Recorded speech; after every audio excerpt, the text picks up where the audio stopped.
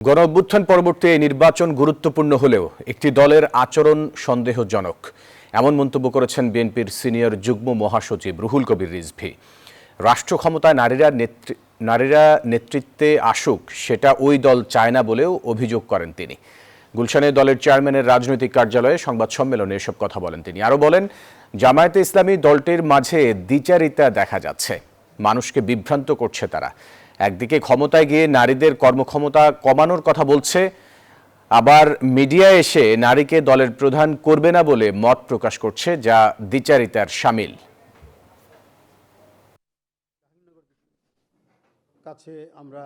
আপনারা নারীদের নিয়ে, নারীদের সম্পর্কে, তাদেরকে দিয়ে আপনারা ভোট চাওয়াচ্ছেন এবং তাদের কাছ থেকে ভোট চাচ্ছেন, আপনাদের নিজেদের মধ্যেই গলদ রয়েছে।